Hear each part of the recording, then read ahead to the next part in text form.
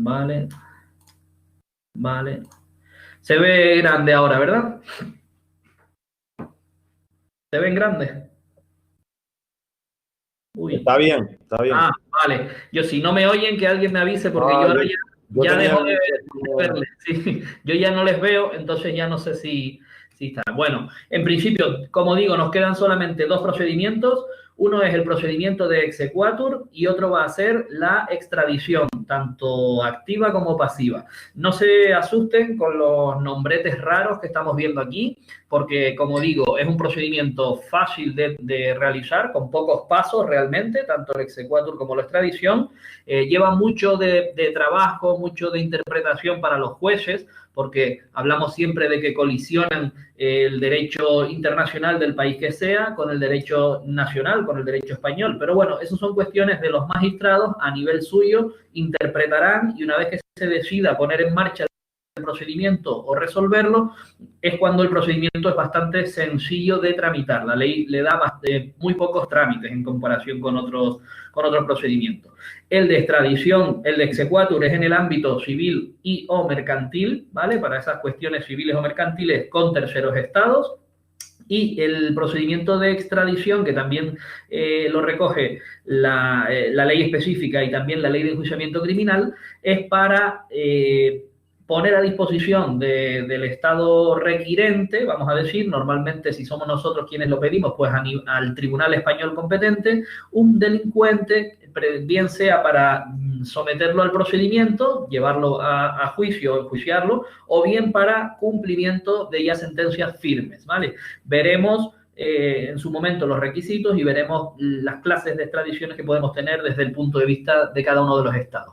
Volviendo al exequatur, que es simplemente el final de estos actos de comunicación y de estos procedimientos que nos podemos encontrar a nivel internacional, pues simplemente vamos a intentar dar una definición del procedimiento, la regulación, decir dónde está, porque ustedes saben que la ley 29 tiene bastantes títulos y apartados, pues bueno, estudiar lo que entendemos que es básico y esencial de esa ley y ver rápidamente el procedimiento cómo sería. En ese sentido, ¿para qué va a servir el exequatur? Pues va a servir, como hablábamos el otro día, para darle validez, integrar o hacer valer en nuestro ordenamiento jurídico, en el español, ante los tribunales españoles, una resolución de un país tercero, de un país extranjero.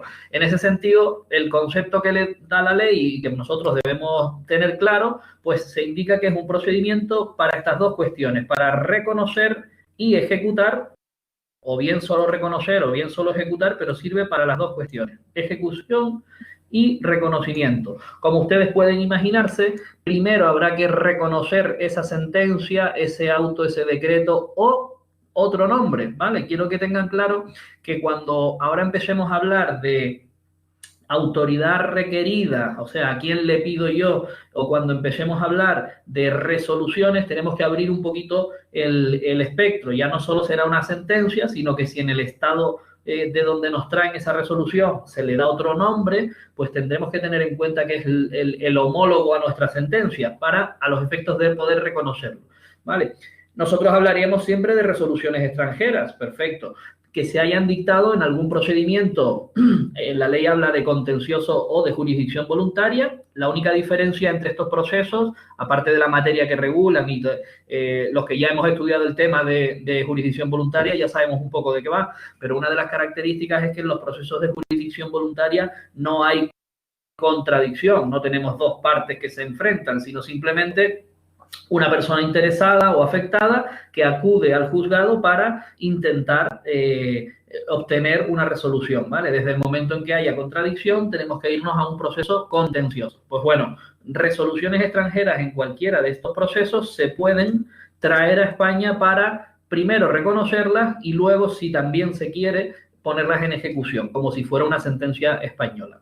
Requisito que tiene que ser firme, ¿vale? Un requisito es que la sentencia extranjera sea firme, que se haya dictado en algún procedimiento de jurisdicción voluntaria o contencioso y de esa manera tengamos una posibilidad de que la sentencia extranjera o la resolución extranjera pueda producir los mismos efectos que tendría en el país de origen, ¿vale? Traerla a España, ejecutarla a España. ¿Dónde podemos encontrarnos mayor abundancia de este procedimiento de exequatur? Pues en todos esos procesos de familia donde las personas, claro, siendo libres de vivir donde quieran, pues cualquier persona de un país tercero termina viviendo en España y resulta que se ha casado y divorciado, por ejemplo, en el país de origen, sea europeo o sea un país tercero que no sea de la Unión.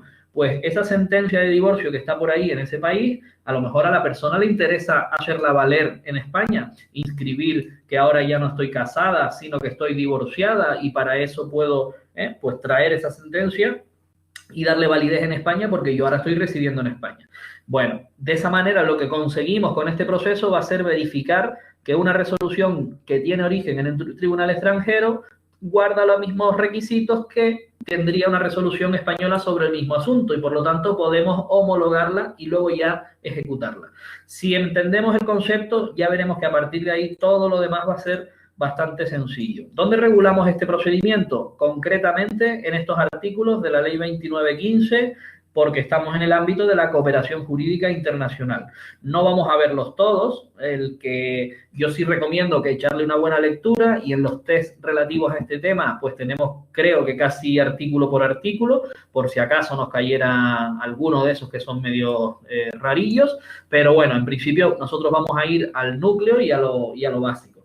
La ley comienza dándonos una serie de definiciones. Yo le decía que tenemos que abrir ese espectro en cuanto a lo que entendemos, pues, por ejemplo, por resolución. Nosotros en el proceso civil español está muy claro qué es una resolución. No nos podemos salir de sentencia autoprovidencia, si son del juez, o de decreto, diligencia de ordenación y otras diligencias si es del secretario, ¿no? Del letrado de la administración. A partir de ahí ya no tenemos más resoluciones, ya lo demás son actas, comparecencias u otros actos procesales o actos de comunicación, pero no resoluciones.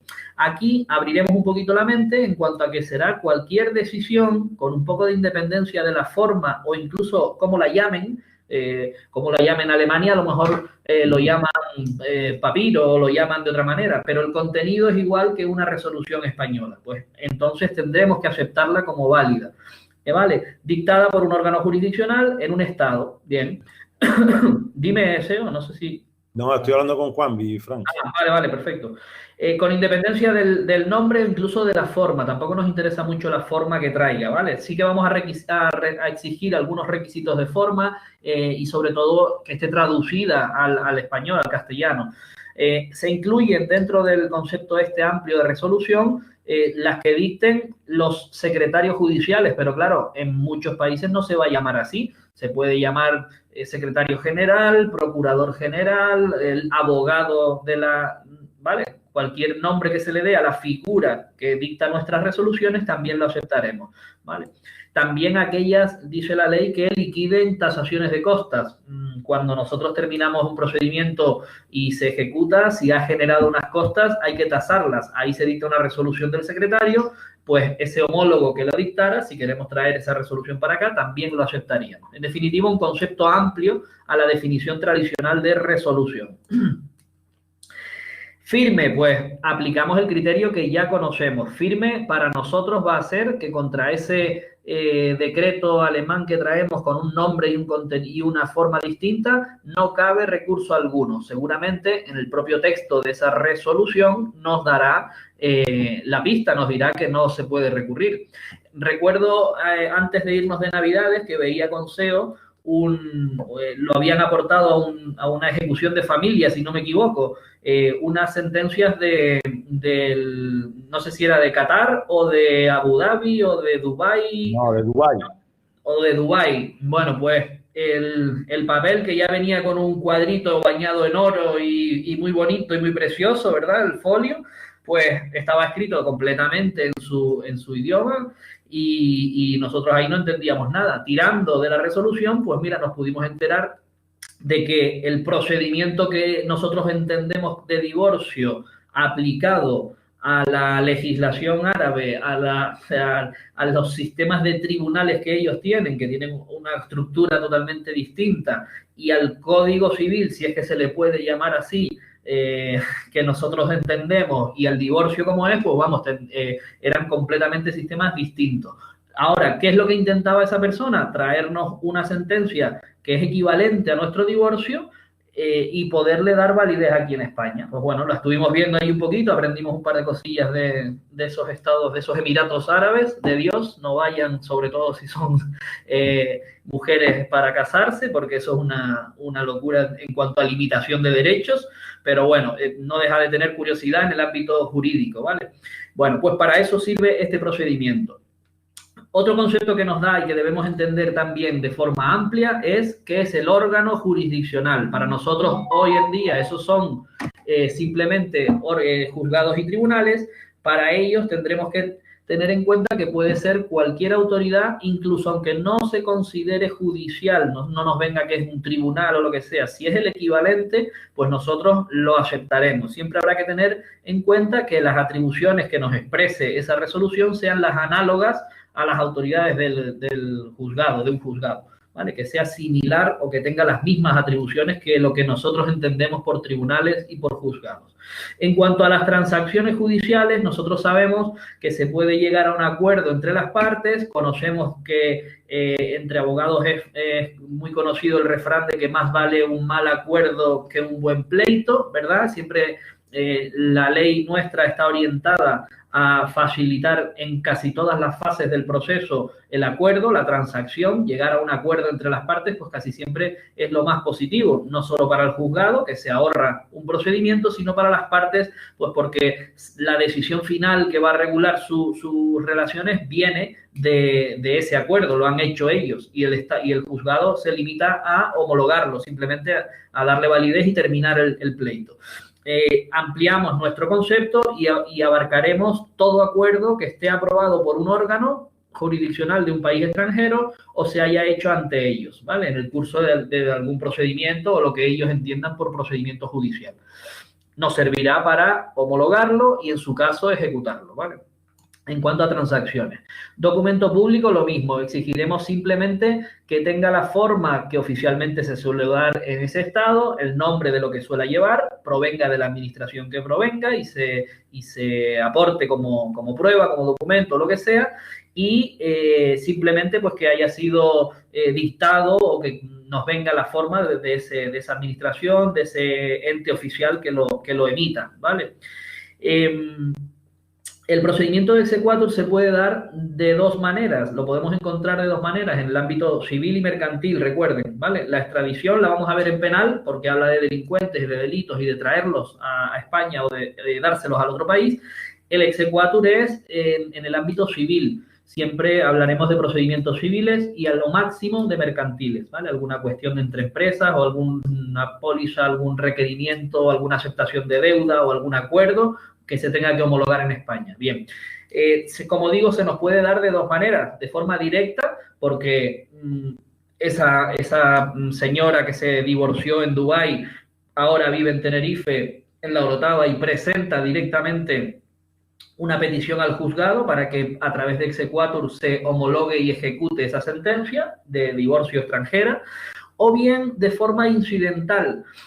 ¿A qué se refiere de forma incidental? Pues se refiere a que se genera un incidente. Ese ya lo hemos visto a lo largo de los procedimientos civiles, el incidente, la tramitación empieza separada y todo eso. ¿Cuándo surge el exequatur de forma incidental? Cuando en el marco de un procedimiento pues independiente, normal, que aparentemente no tendría nada que ver, surge la necesidad de reconocer previamente una resolución y luego pues a lo mejor aplicarla o no, pero pues se me ocurre ahora cualquier juicio ordinario en el que a través de la prueba documental pues se aporta esa sentencia extranjera. El juez en ese procedimiento, que a lo mejor es una liquidación de gananciales que no tiene nada que ver, a lo mejor, o un ordinario pues de una partición de o reclamación de cantidad, imagínense incluso, se aporta ese documento y el juez debe pararse y decir, oiga, a esta resolución extranjera, antes de admitirla como prueba o antes de hacerla valer en mi asunto, en mi pleito, lo que tengo que hacer es un incidente aparte, mediante pieza separada, abrir un incidente de exequatur y tramitar todo, tramitar el reconocimiento de esa sentencia, ver si cumple los requisitos que vamos a ver ahora. Bien, ¿qué peculiaridad tiene esta segunda forma de aparecer el exequatur?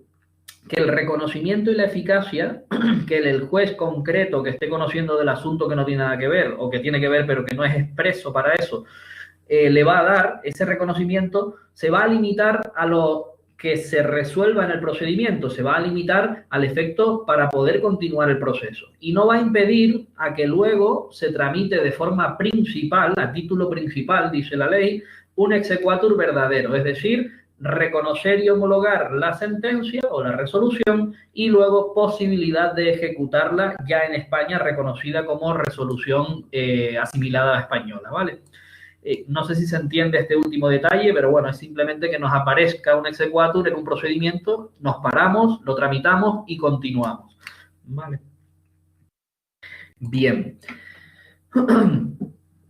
Miren, ¿qué puede ocurrir? Pues nos puede ocurrir que el contenido de la resolución extranjera sea más o menos asimilable al contenido de una resolución española, es decir, una medida de embargo o una condena de pago va a ser más o menos lo mismo en Francia, en Alemania, en Italia que en España, o incluso en Dubái que en España. Es decir, usted le debe dinero a Pepe, da igual el idioma, el juez que lo haya dictado, tú le vas a deber dinero a Pepe. El juzgado español lo tiene muy sencillo, la medida es, pues, embargo y pagarle a Pepe. No tiene mucho problema. Pero existen otras ocasiones en las que, bien porque el derecho civil del país tercero es distinto, es contrario o incluso contiene o va más allá de lo que contiene el derecho español, o bien porque el caso en concreto ha previsto una medida que no tenemos nosotros, ¿vale? Desconocida, pues nos encontramos con ese choque entre lo que dice la resolución extranjera y lo que yo puedo entender en el derecho español. ¿Hasta dónde puede llegar el derecho español? Pues bien, el consejo o el articulito lo que nos dice es que se le dé el efecto equivalente, es decir, si en mi resolución extranjera lo que tengo es que podrá disfrutar del menor los días de luna llena, bueno, pues esa traducción yo la acoplaré pues al sistema de régimen de visitas español y le pondré pues lo más parecido, fines de semana alternos o una semana al mes, 2 semanas al mes, no sé. Pongo un ejemplo raro para que se entienda, ¿vale? Intentaré adaptarlo a las medidas conocidas y válidas que tengo en el Estado español, en el derecho español. Bien, lo que no podré hacer es ir contra la resolución, es decir, en este caso que hemos puesto, quitarle el régimen de visitas al padre, ni luna llena ni fines de semana, sino contrario, y tampoco ir más allá. Es decir, no solo luna llena, fines de semana, sino que la custodia pase al padre. No, oiga, eso tampoco. Tendré que adaptarme utilizando las medidas conocidas, ¿vale? Otra cuestión que también matizan estos artículos, la ley 2915, es qué ocurre cuando se plantea la posibilidad de, en el exequatur, modificar la medida, ¿vale? Tengo una medida extranjera, tengo una medida española que es igual o equivalente, y se me plantea la posibilidad de modificarla. Bien, la pregunta primera sería si esto se puede hacer. La respuesta es sí, se puede hacer, pero con un requisito importante. Se puede hacer una vez que yo haya reconocido la medida como homologada, ¿vale? Una vez que yo haya hecho la primera parte del exequatur, que es el reconocimiento de esa sentencia. Porque nos vamos a dar cuenta ahora, en los siguientes artículos de la ley, que hay algunas causas, algunos supuestos en los que el Estado español, el Tribunal español que conozca de este exequatur, va a decirle que no le va a admitir, que esa resolución tiene algún vicio, incurre en alguna causa de las que me permiten denegarlo, por la que no la voy ni siquiera a reconocer como sentencia española u homologada al sistema español. Ya veremos que son cosas muy lógicas y las hemos ido viendo en algunos otros casos similares. Bien, si yo consigo que esa sentencia se integre en nuestro sistema de resoluciones, luego sí podré, por los cauces legales ya españoles, sobre todo ley de enjuiciamiento civil, podré modificarla.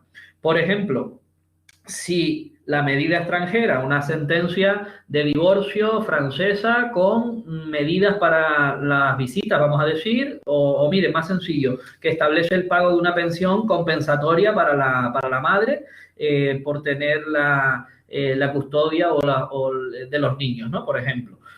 yo la traigo a España, tendría que hacer exequatur para reconocerla y luego puedo ejecutarla. Bien, ¿qué ocurre si el padre, el que tiene que pagar la pensión, tiene un trabajo que le da menos sueldo y quiere modificar la cantidad que paga? Pues que una vez que esté en España, él podrá presentar lo que se llama una modificación de medidas, ya dentro de la ley de enjuiciamiento civil, en base a la sentencia francesa homologada, pedir que se rebaje la cuantía que paga por pensión compensatoria. O que se cambie el sistema de visitas con los hijos porque su mujer ahora vive en Madrid y él quiere pues que los billetes los pague. Eso suele ocurrir bastante, ¿vale? Una vez que está homologada, una vez que el exequatur ya ha reconocido la resolución, a partir de ahí ningún problema en modificarla, ¿vale? A través ya de la legislación española. Como les decía, hay ocasiones en las que aunque se pretenda presentar una resolución a reconocimiento a través de exequatur, no se puede hacer. El artículo 46, como ustedes ven aquí, nos regula cuáles son esas causas. Son muy fáciles y realmente son lógicas porque no podemos dejar integrar en el sistema en el derecho español resoluciones pues que, por ejemplo, son contrarias al orden público. Lo veíamos el otro día también. Cualquier resolución que choque frontalmente contra las normas básicas de comportamiento, el orden público en sociedad, etcétera, etcétera, pues o incluso constituyan en España algún tipo de infracción o delito, no la voy a admitir. ¿Cómo voy a ni siquiera plantearme un reconocimiento de esas resoluciones? No puede ser, ¿vale? En segundo lugar, también que en el procedimiento que se tramitó en su momento, es decir, en el país tercero, cuando se llegó a esa resolución, se descubra o se haga valer aquí en España, en el exequatur, que se infringió algún derecho de defensa. Miren, aquí la ley incluso matiza un supuesto que se suele dar bastante. Nosotros tenemos la figura en derecho civil, en los procedimientos civiles, de la rebeldía procesal. No es que la persona se rebele contra el sistema judicial ni contra el procedimiento, no. La rebeldía procesal simplemente es una posición que adopta el demandado, por ejemplo. ¿Cómo la adopta? Diciendo que no quiere contestar a la demanda, que no quiere atender al requerimiento que se le hace o que no manifiesta nada cuando se le da traslado.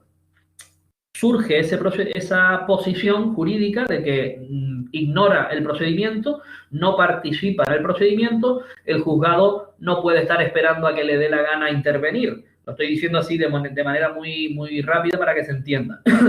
Simplemente le declaramos en rebeldía procesal porque usted se quiere situar en esa... Usted puede contestar a la demanda, usted puede practicar pruebas, usted puede pedir actuaciones y no lo hace porque no le interesa o no quiere. Muy bien, a partir de ahora le consideramos rebelde procesal y eso significa que ya no le voy a notificar nada más.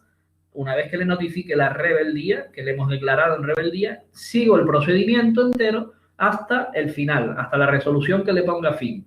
Con lo cual, todo lo que está en medio me lo ahorro. Celebro el juicio sin usted, practico la prueba sin usted, no le dejo intervenir porque no tiene que intervenir. Usted se ha ido del procedimiento, usted no quiere intervenir. Bien, cuando termine, por sentencia normalmente, le intento notificar esa sentencia por todas las vías que ya conocemos: notificación mediante entrega, mediante remisión a su domicilio, averiguación, etcétera, etcétera, y finalmente por edicto si no le consigo encontrar. Perfecto. Si eso se ha cumplido, no tendré ningún problema, ¿vale? Vuelvo ahora al país tercero que dicta la resolución que queremos convertir en homologada española. Si en su procedimiento no se le comunicó expresamente la rebeldía procesal, le hemos puesto en indefensión según nuestras normas, pues ese es uno de los supuestos que justificaría rechazar de plano la resolución. Oiga, es que a este señor en un momento dado dejaron de notificarle en los tribunales italianos y dictaron sentencia, le han causado en ese país una indefensión en su proceso. Por lo tanto, yo no puedo reconocer en España una sentencia que tiene ese fallo, que tiene esa indefensión causada a cualquiera de las partes. ¿Se entendió un poco el rollo este de la rebeldía procesal? Bueno, si no, luego, si hay alguna duda, luego la ponemos. En ese caso también rechazaríamos o denegaríamos el exequatur, la petición de exequatur. Tampoco la admitiremos cuando nos demos cuenta, cuando el juez competente se dé cuenta de que lo que le están pidiendo es una materia o una cuestión que ya es cuestión española, que es exclusivamente competente el órgano español.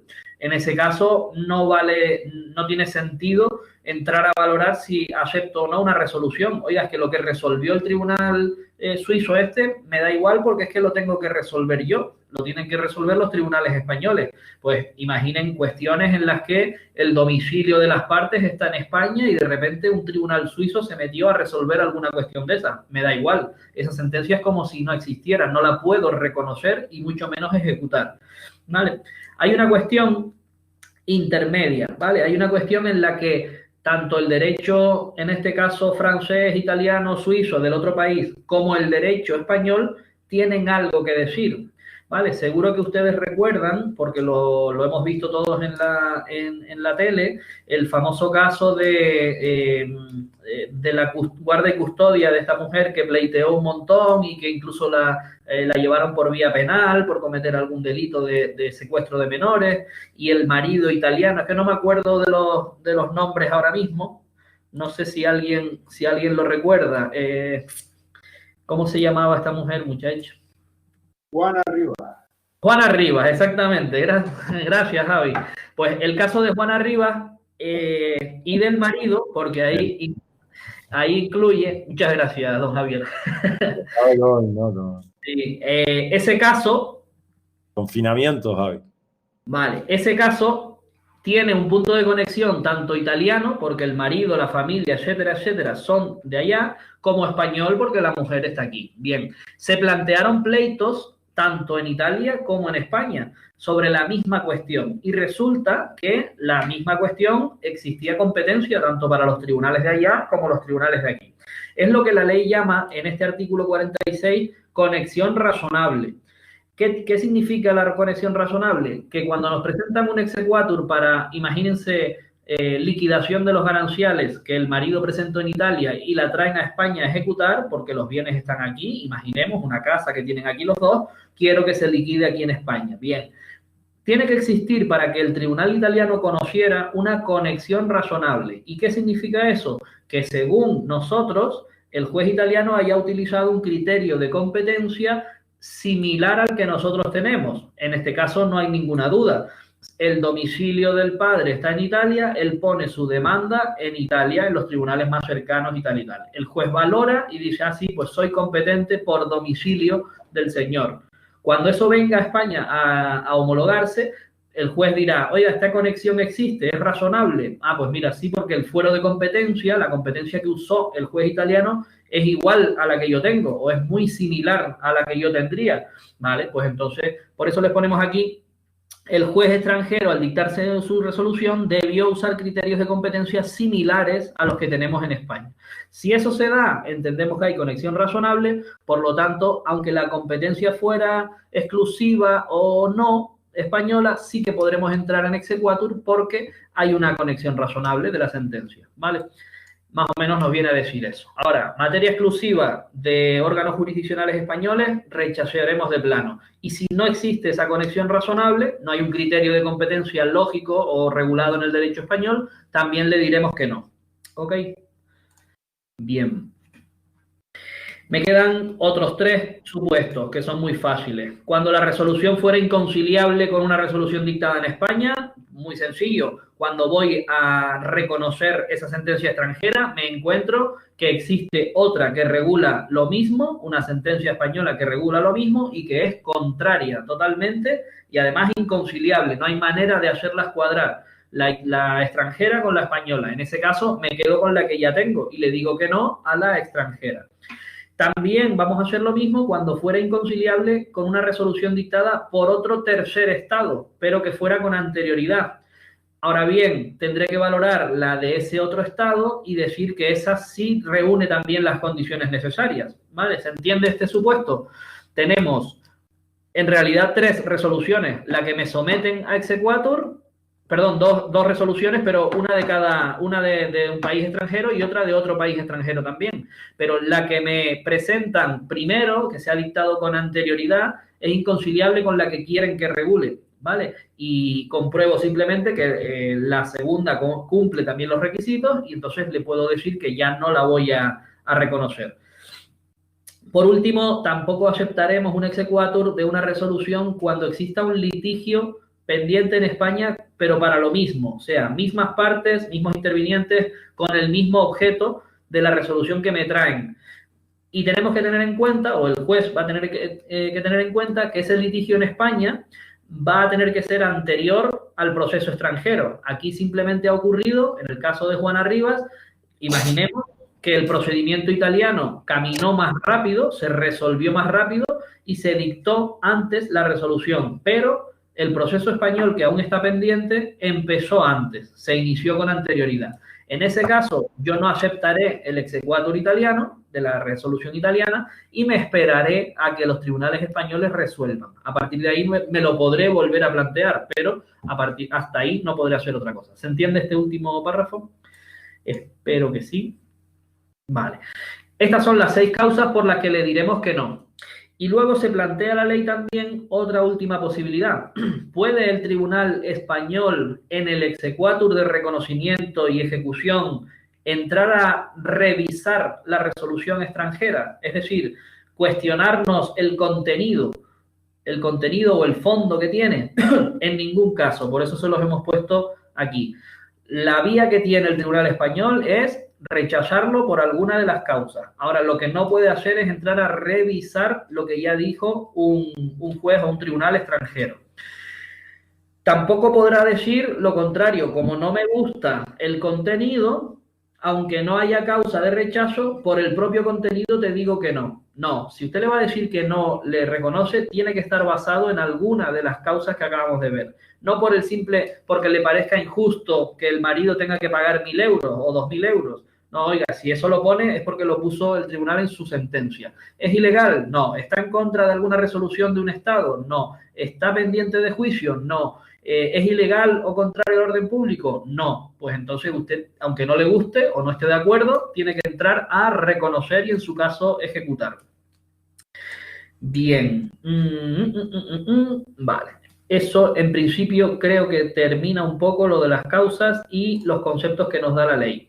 Simplemente vamos a ver el procedimiento. Se regulan estos articulitos, 52 a 55. Vamos a ir muy por encima porque a nosotros ese procedimiento tampoco nos entra exhaustivamente. Alguna preguntita nos puede caer, pero bueno, nada más. ¿Quiénes son los juzgados competentes para tramitar el exequatur? Acudimos a los fueros de competencia normales. En primer lugar, el juzgado siempre en primera instancia, salvo que la cuestión sea mercantil, ojo a los de gestión, salvo que la cuestión sea mercantil, que sí que nos iríamos a los juzgados mercantiles, en nuestro caso a Santa Cruz, a los mercantiles de Santa Cruz. Bien, para el resto de cuestiones civiles, primera instancia, por supuesto, del domicilio de la parte frente a la que yo lo solicito. Me parece recordar que el caso de Juana Rivas era en Sevilla, ¿no? Pues al competente de Sevilla por el domicilio de ella. Vale. Frente a la persona que se ejecuta o persona a la que se refieren los efectos. Muchas veces no es que tenga yo una reclamación contra una persona, sino que quiero simplemente inscribir mi propio divorcio. Me divorcié en Venezuela, quiero traerlo aquí y hacerlo pues al juzgado más cercano a mi domicilio. Bien, no hay ningún problema. Vale, pues ese sería. Subsidiariamente, veíamos el otro día lo que significaba supletoriamente, pues subsidiariamente, es decir, en caso de que nos falten estos o no proceda el domicilio de la persona, iremos al lugar en el que se deba ejecutar o lugar en el que la resolución extranjera tenga que causar efectos, se dice, dónde va a desplegar sus efectos. Imaginemos que la sentencia extranjera condena la entrega de la finca número 7500 del registro de la propiedad de Puerto de la Cruz. ¿Vale? ¿Dónde tendré yo que presentar ese exequatur? Primero, para luego llevar a efecto esa finca. Pues en el Puerto de la Cruz, porque o bien tiene que producir sus efectos allí, o bien se va a tener que ejecutar allí, porque la finca radica en el Puerto de la Cruz. Bien. En último extremo, que no tengamos ese domicilio tampoco, o ese punto de competencia. La competencia territorial irá siempre por el lugar donde yo presente la demanda de exequatur, ¿vale? Si no tengo ninguno de esos, al final la competencia para ejecutar la cogerá el propio que lleve el exequatur. Aquí les pusimos una notita a todos los que van a gestión, ¿vale? Ojo, gestión procesal, competencia de los mercantiles si se trata de un asunto mercantil, ¿vale? Temas entre empresas, temas de concursos de acreedores, etcétera. Si resulta que la resolución que nos viene en España está sujeto el asunto a un concurso de acreedores en el mercantil, el competente es directamente el juez del concurso. Es decir, nosotros solo tenemos 2 mercantiles, pero en Madrid, por ejemplo, hay 17. Si el concurso de esa empresa o de ese grupo de empresas o lo que sea está en el mercantil 8, directamente asume la competencia del exequatur este juez del concurso, ¿vale? Eso significa, si no está en concurso, pues se repartirá por norma entre los mercantiles del partido o, en nuestro caso, los mercantiles de la provincia, ¿vale? En el procedimiento, las partes tendrán que ir con abogado y procurador al juzgado para solicitar el exequatur. Es necesario en la postulación es la necesidad o no de acudir con abogado y procurador. Bueno, pues más o menos saber eso, que tiene que ir con abogado y procurador y que el procedimiento se inicia con demanda. La demanda va a tener el contenido normal, el contenido que nos marca nuestra ley de enjuiciamiento civil. No voy ahora a meterme con ello, pero sí saber que además le vamos a aportar las cositas propias del exequatur. Lógicamente, la resolución extranjera. Pregunta de examen que está más que trillada y ha salido miles de veces. Debidamente legalizada y apostillada. Nosotros, para todos los países miembros de la Haya, nos va a tener que venir con la famosa pastilla de la Haya. No, la apostilla de la Haya. Todo el sellado que acredita la autenticidad y el contenido de las resoluciones extranjeras, ¿vale? Bueno, pues eso se tramita y la persona lo presenta con sus sellos y no hay ningún problema. Nos permite original y nos permite copia auténtica, ¿vale? No fallar en la preguntita si nos pusiera fotocopia o simple copia o copia simple o testimonio. No. Original o copia auténtica. ¿Cómo nos aprendemos esto? El notario, cuando hacemos una escritura, mete en su protocolo un original, nos da un original a nosotros y las copias auténticas son las que emite él, ¿vale? Las que hacemos nosotros en el juzgado con la firma digital, es decir, que es un calco auténtico de la resolución, es una copia auténtica. Si nosotros sacamos una fotocopia, pues ya estamos hablando de simples copias. No lleva la tinta, no lleva la firma, no lleva los requisitos para hacer copia auténtica. Y luego, aparte de eso, están los testimonios cuando incluye la firma del secretario dando fe del contenido íntegro y de la firmeza de la resolución. Tener claro esas distintas cositas, ¿vale? Le aportaremos también en nuestra demanda el documento que acredite el caso que yo les decía, que si se dictó en rebeldía, si el proceso extranjero se celebró en rebeldía procesal del demandado, sí que por lo menos se le notificó el emplazamiento para que él pudiera contestar. Es decir, es lo mismo que decir que no se causó indefensión en el proceso, aunque él no estuvo presente hasta el final. Acreditarlo, pues normalmente con la notificación de la demanda al demandado ya está cubierto. Él ya pudo defenderse, otra cosa es que no quiso hacerlo y ignoró completamente el procedimiento. Le daremos también cualquier otro documento que en el extranjero signifique que ya es firme la sentencia o que no cabe recurso contra ella. Bueno, o también si lo que queremos es luego ejecutar, ¿vale? Reconocer y ejecutar esa sentencia, que acredite que es un documento que tiene fuerza ejecutiva. Cuando nosotros estudiamos la ejecución, sabemos que además de las resoluciones judiciales, hay determinados documentos no judiciales que sí que sirven de título judicial, de título ejecutivo, sirven para presentar una ejecución. Imagínense ustedes una escritura en un notario de reconocimiento de deuda. Yo reconozco ante notario que le debo 5.000 euros a Pepito. Cuando yo no le pague a Pepito los 5.000 euros, según hemos firmado, se los devolveré en el plazo de un año. Cuando pase ese año y no se lo haya devuelto, no hace falta un pleito para ir a que Pepito me devuelva los 5.000 euros. Directamente presento una ejecución en el juzgado. Eso significa que ese documento que no es judicial tiene fuerza ejecutiva. Si ocurre en el extranjero, tendré también alguna posibilidad de presentar algún documento que acredite pues, que las escrituras de los notarios tienen fuerza ejecutiva, etcétera, etcétera, ¿vale? Se refiere a eso. Y por último, las traducciones pertinentes, según el artículo 144 de la ley, traducidas por perito, por conocedor de la lengua, tienen que ser fieles reproducciones o fieles traducciones y al idioma pues que sea pertinente, en este caso castellano, aportando una copia original y una copia traducida, ¿vale? O bueno, tantas copias como partes vayamos a tener. Bien. En cuanto al procedimiento en sí, se admite esa demanda una vez que se registre y se reparta algún juzgado, les tocará, imagínense a ustedes en su mesa, bien, oye, te tocó un exhorto y tal, bien, un exequatur. Una vez que te lo haya minutado el secretario, se admite por decreto del letrado y en ese decreto ya se va a acordar un traslado a la otra parte para contestar. Se le dará traslado, dice la ley, por 30 días. En ese traslado podrá formular contestación a la demanda, que realmente es una oposición al exequatur, que está diciendo que no quiere que se reconozca o que incurre en una causa de las que impiden el reconocimiento o impiden la ejecución de esa resolución extranjera. El demandado contestará a esa demanda. Detalle importantísimo, pregunta de examen 2 para el exequatur. En estos procedimientos siempre interviene el Ministerio Fiscal. Importante. ¿Cómo nos lo aprendemos? Nos lo aprendemos muy fácil porque sabemos que una de las funciones del Ministerio Fiscal es la defensa de la legalidad vigente. Sobre todo lo vemos en penal porque es el famoso principio acusatorio. Él acusa a los investigados siempre que vea que hay algún delito por medio que se ha podido cometer, pero en civil también lo vemos en la defensa de los intereses del menor, de las personas con la capacidad modificada judicialmente, lo vemos en los asuntos de familia donde existen menores o incapaces, lo vemos en algunos procedimientos donde interviene.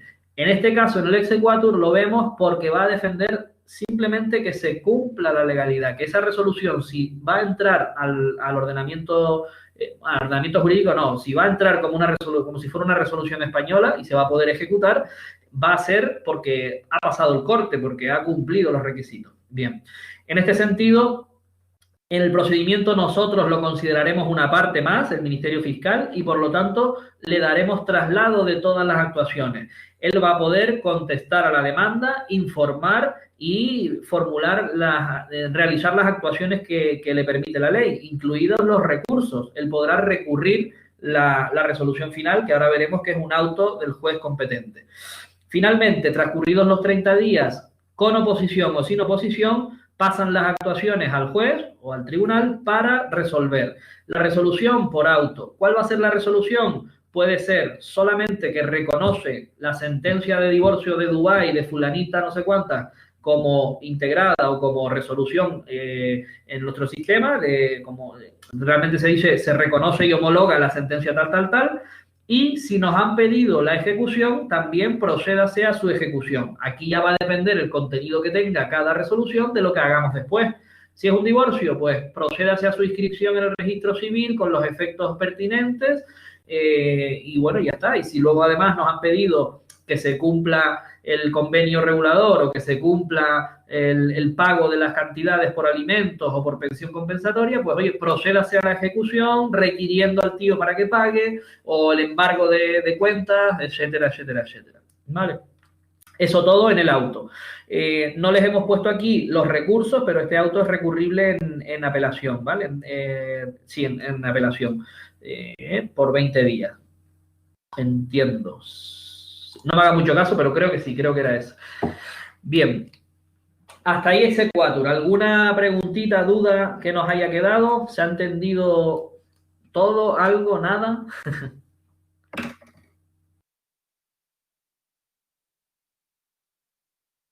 Bueno, si no, al final me preguntan o cuando lo vean nos preguntan. Nos queda el último procedimiento. Nos queda en la parte penal la famosa extradición.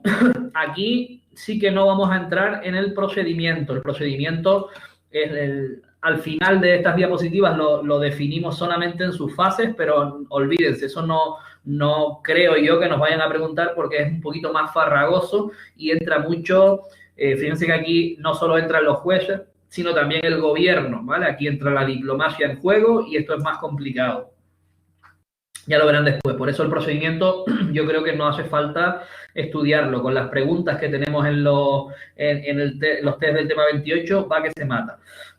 Miren, la extradición ya podemos saber que nos encontramos con dos estados, uno que requiere y otro que es requerido. Por lo tanto, el requirente y el requerido. ¿Para qué sirve?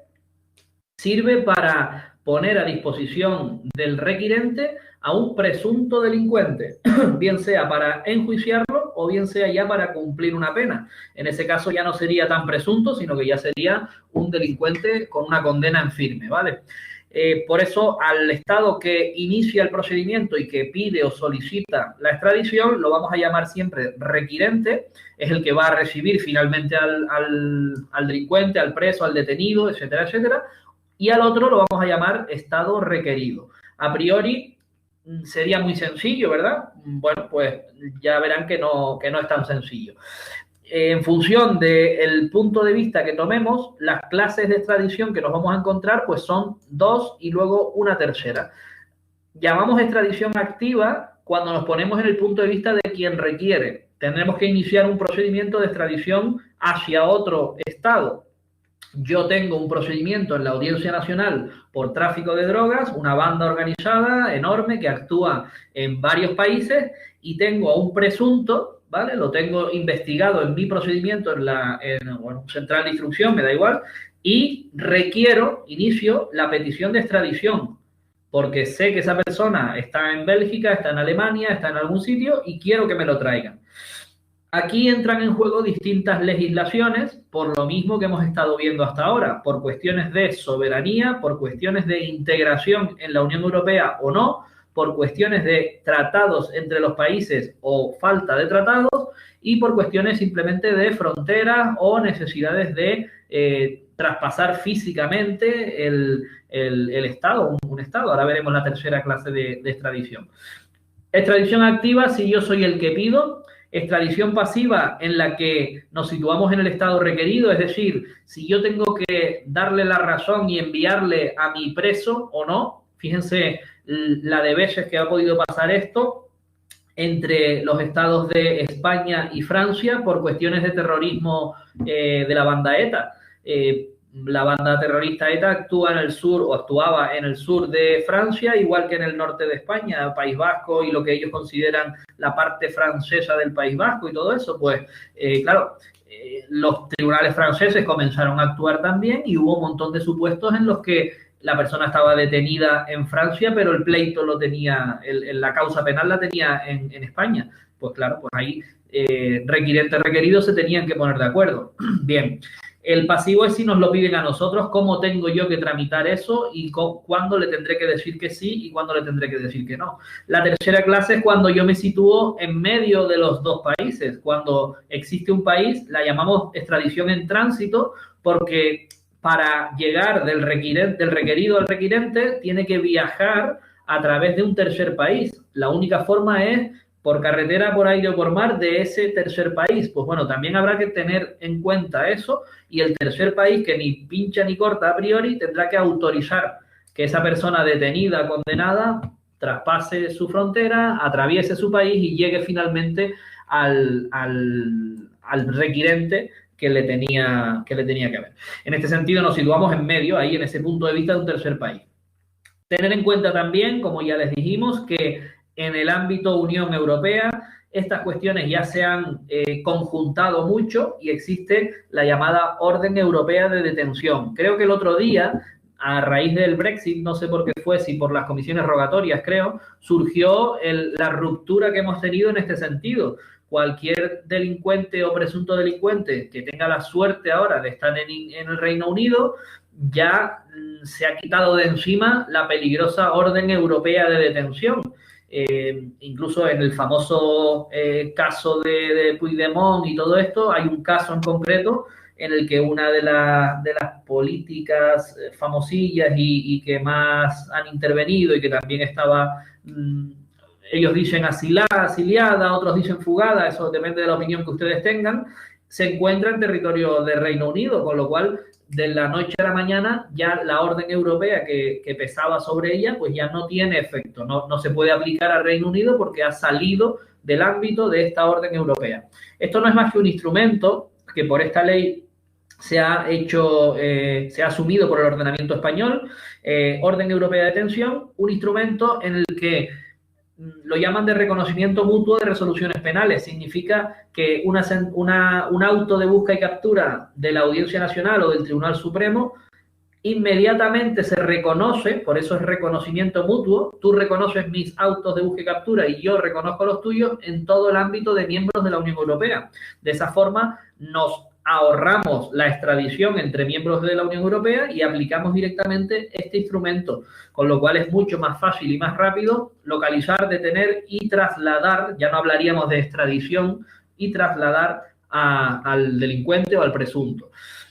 En países fuera del ámbito de la Unión Europea no se da, entonces nos encontramos pues con los famosos casos estos de medios rocambolescos en los que de repente el Julian Assange se refugia en un país, Ecuador, porque pide asilo y sabe que se lo van a dar y se pasa en la embajada no sé cuántos años hasta que, ¿vale?, entran en juego cuestiones políticas y cuestiones judiciales, que como les digo no vamos a estudiar en el procedimiento porque me parece un poco salirnos de lo que tenemos. Sí que les digo que estos articulitos sí se los pueden ver porque son las cuestiones generales.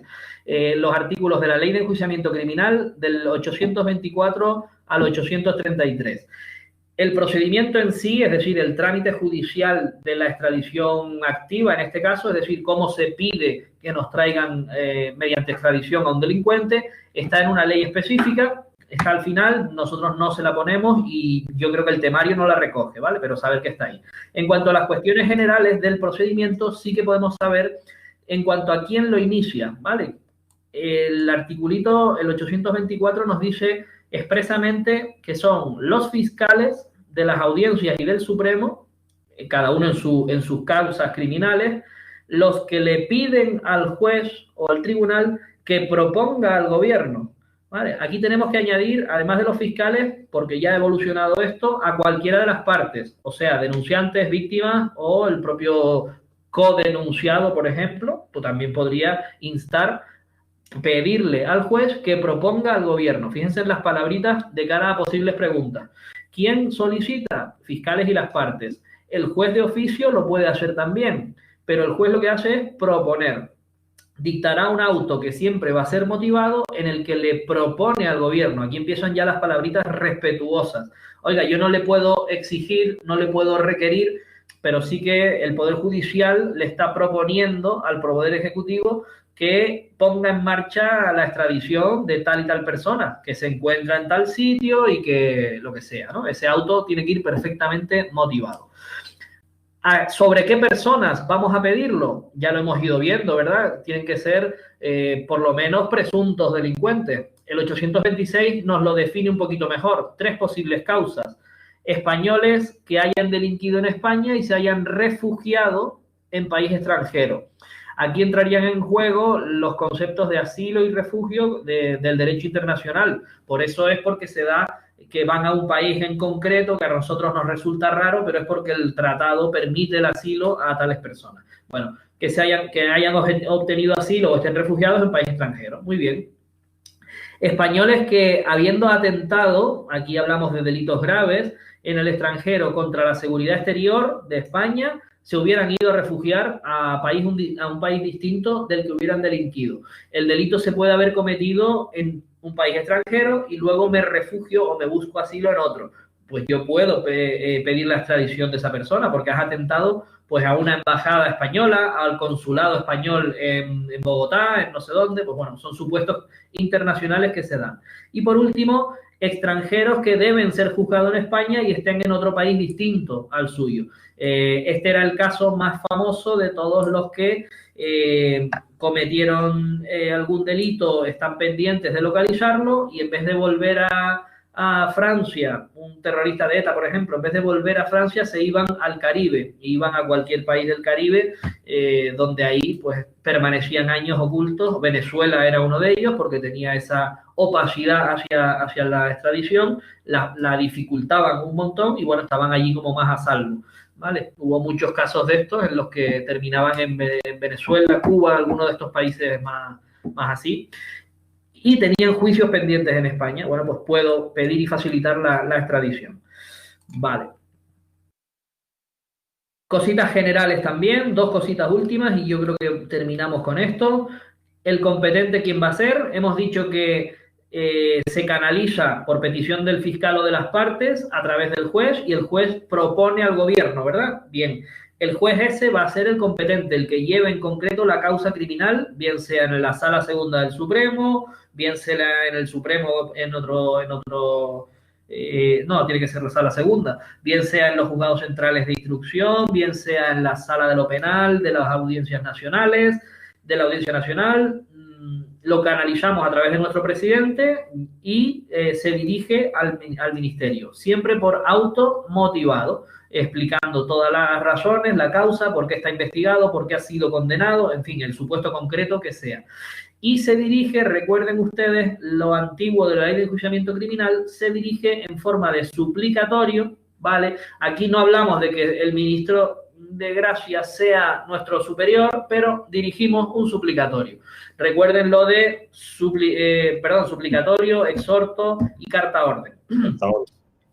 Bien, preguntita que nos pueden poner, no lo dirigimos al Ministerio de Justicia, sino que mantenemos la denominación, pues yo diría, no sé si decimonónica, sí, decimonónica, porque esto es de 1800 y pico. Antiguamente al Ministerio de Justicia se le llamaba Ministro de Gracia y Justicia.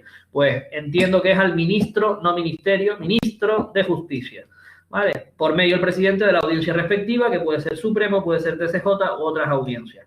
¿En qué caso no lo haremos? Solamente en los casos en los que exista un tratado directo con el país, o sea, bilateral o multilateral, en el que se nos permita una petición directa, es decir, desde los órganos judiciales, por conducto del presidente que sea, al ministerio o a la autoridad que corresponda en el país tercero, en el país extranjero. Si existe un convenio, nos podemos saltar al ministro de Justicia. Si no, siempre lo canalizamos por ahí. Hasta ahí llegaríamos con lo que nos debemos saber en esos articulitos de la ley de enjuiciamiento. Y este pequeñito esquema, para el que se lo quiera leer, son 19 articulitos de procedimiento, la ley 485, el procedimiento de extradición pasiva, cuando nos piden a nosotros la extradición de algún delincuente que se esté refugiando en España, alguna mafia rusa por Marbella o algo así, mafias italianas también por la Costa del Sol, por ahí, eso se ha dado muchas veces. No les voy a entrar más, simplemente 3 fases. Eso es más para gestión, esa parte. Yo creo que ni siquiera, pero bueno, como lo que tienen que tener claro para, si les preguntan algo, es sobre todo la definición, saber qué es una extradición pasiva, qué es una extradición activa. Eso sí, que saberlo, porque te pueden poner una pregunta de esa perfectamente, vamos. 3 fases y si las quieren ver, pues le echan un vistacillo y nos preguntan lo que sea. Fase inicio gubernamental, donde recibimos la solicitud. Fase judicial de aprobación y de justificación mediante resolución. Y fase gubernativa de decisión, en la que se comunica que sí al otro país y se procede a la ejecución material de esa extradición. Como digo, es bastante más compleja esta fase que lo que vimos del exequatur, por supuesto, no tiene nada que ver. Entra mucho el politiqueo, por así decirlo, y no vamos a entrar nosotros en ello. Hasta aquí creo yo que es el tema 27. Nos quedamos en ello si queremos y no sé si entrar en el 28 o dejarlo... Tienen 20 prácticos.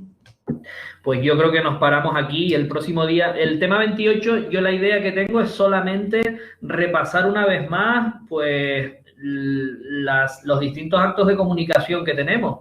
Entonces, no creo que nos lleve eso más de media horita del próximo día y ya nos metemos con penal. Voy a parar aquí, espera un segundo. Voy a parar esta aquí.